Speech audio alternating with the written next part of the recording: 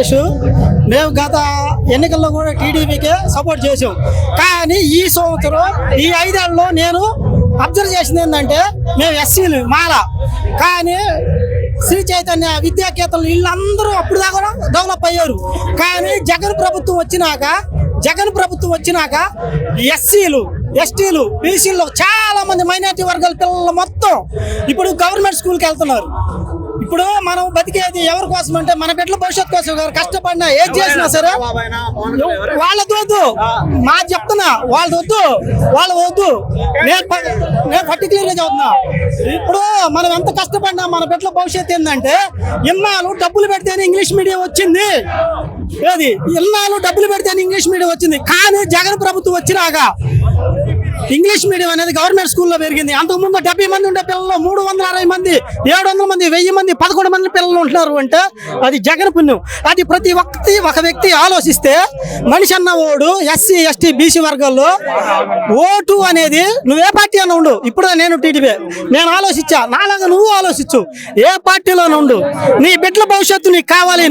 నువ్వు కడుపు కాయలో ఏదన్నా కానీ పోషిస్తుంది. ఎందుకంటే నీ బిడ్డల కోసమే కాబట్టి నీ బిడ్డలను ఒకసారి గుర్తు చేసుకొని ఓటేయాలి సార్.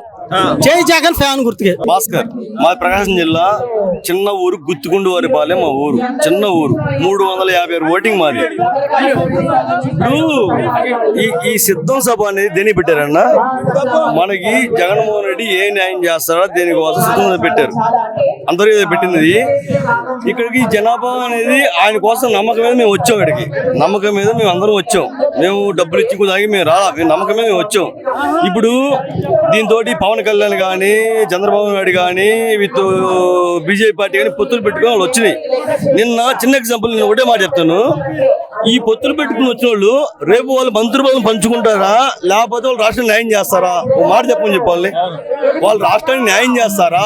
ఇప్పుడు బీజేపీ 10 సీట్లు ఇచ్చేసి, జనసేనకి 30 సీట్లు ఇచ్చేసి, ఇంకో దానికి ఒక 10 సీట్లు ఇచ్చేసి, వీళ్ళందరూ రేపు పొత్తులతో పెట్టుకొని వాళ్ళు ఏదైతే మామూలుగా ఉంటారో నాకు ఈ పదవి కొట్టుకుంటారో తప్పితే వాళ్ళు రాష్ట్రానికి న్యాయం చేస్తారా? ఒక మాట చెప్పండి. మీరు రాష్ట్రం న్యాయం చేసే దమ్ము దగ్గర లేదుగా, రాష్ట్రం న్యాయం చేయరుగా.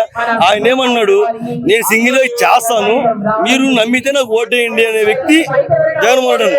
నమ్మితేనే ఓటేయమని చెప్పేసి వీళ్ళు ఎవడో దగ్గర కూర్చొని రేపు షర్మిలా ఉంది, ఇంకొంచెం ఆగితే ఆ కాంగ్రెస్ కలుపుకొని అంటారు.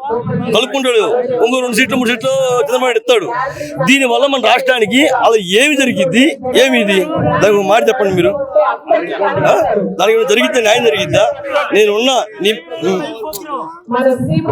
మీ దానికి నేను ఇలా చేసినప్పుడు, నాకు చేయమున్నప్పుడు దానికి మనము ఈ జనాభా అనేది మధ్యతరగతి కుటుంబం కాంచి లోబిలో అన్నా, లోబిలో వాళ్ళని జగన్మోహన్ న్యాయం చేస్తున్నాడు.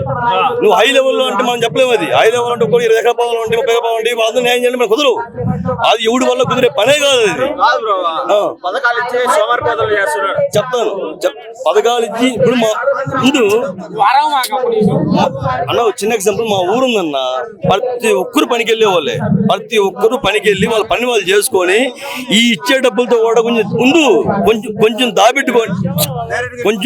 దాబెట్టుకొని ఏదో కూడా పిల్లలకి కొంచెం ఉపయోగపడితే అని చెప్పి దాబెట్టుకుని చెప్పి సోమవారం బదులు ఎవడు కాలేదన్నా. ఇప్పుడు నేను చెప్పేగా మాతో పల్లెటూరు బతికే ఊరే మాది. సోమవారం ఎలా అవుతారు చెప్పండి మీరు? మా దగ్గర అడగండి ఇంకోటి, సోమవారం ఎలా అవుతారు చెప్పండి? సోమవారం మీరు ఎలా అవుతారు? సోమవారం దేనికోసం అవుతారు? పక్కన కూర్చోబెడతా, మూలన కూర్చోబెడతా అంటున్నాడు కదా జగన్. ఎవరు? పవన్ కళ్యాణ్ అనే వ్యక్తిని ముందు దేనికైనా కూడా సొంతగా కూడా తీసేకన్నా చంద్రబాబుతో గెలవని చెప్పు. గెలిచాడు. నేను ఎందుకు పోయారు పవన్ కళ్యాణ్ విత్ చంద్రబాబు? ఢిల్లీకి ఎందుకు వెళ్ళారు? వాళ్ళు ఢిల్లీకి ఎందుకు వెళ్ళారు? ఇప్పుడు ఆయన కూడా ఇంకో మాట, మళ్ళా రేపు కాకినాడ చంద్రబాబు ఎంపీ అంటున్నాడు. కాకినాడకి ఎంపీ అంటున్నాడంట. దానికి నెప్పి ఆయన్ని కాకినాడకి ఎంపీ అని చెప్తున్నాడంట. గెలవమని చెప్పండి. ముందు ఎంపీటీసీ జెడ్పీటీసీ గెలవమని చెప్పండి పవన్ కళ్యాణ్ గారిని. తర్వాత ఎమ్మెల్యేలు ఎంపీలు తర్వాత పోటీ చేద్దాం. వార్డు మెంబర్ గెలవమని చెప్పండి. ఫస్ట్ మేము యూతే కదా బ్రో, మేము జగన్ వైపు ఉన్నాము. 19లో భీములు గాజువాక పోటీ చేశాడు. ఆ 2 సీట్లు గెలవమను. సింపుల్ గా మన జగన్మోహన్ రెడ్డి గారి గురించి మాట్లాడదాం.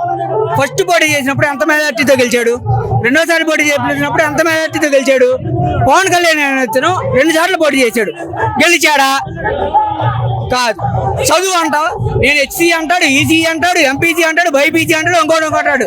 నేను పుట్టింది గుంటూరు అంటాడు, నెల్లూరు అంటాడు, ఒంగోలు అంటాడు, అక్కడ తూర్పుగోదావరి జిల్లా అంటాడు. అతనే వ్యక్తి ఒక టైంలో నేను చంద్రబాబుని భూస్థాపితం చేస్తా అన్నాడు. చేసాడా?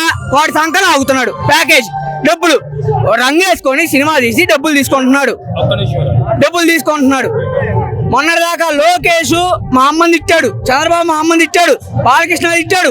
నేను వాళ్ళని ఎదగనీని అన్నాడు. ఏమన్నా చేశాడా? మా జగన్ గురించి మాట్లాడితే ఒక స్థాయి ఉండాలి. పవన్ కళ్యాణ్ అనే వ్యక్తికి ఒక స్థాయి ఉండాలి. చిరంజీవి గారు ఉన్నారు. చిరంజీవి గారు ఆయన పార్టీ పెట్టి ఆయన దమ్మున్నంత వరకు గెలిచాడు. తర్వాత సరే నాకు ఇది వద్దు అనుకున్నాడు, వెళ్ళిపోయాడు. తర్వాత పవన్ కళ్యాణ్ అనే వ్యక్తి ప్యాకేజ్ మొన్న వచ్చింది. 3 స్థలాలు అమ్ముకున్నా, 4 స్థలాలు అమ్ముకున్నా అని. అమ్మేది ఏమీ లేదు, పేరుకి ఓరగా పైకి చెప్పుకోవడమే అంతే. ఈ పవన్ కళ్యాణ్ జగన్మోహన్ రెడ్డి వెంట్రుకు కూడా బెగలేడు. జై జగన్.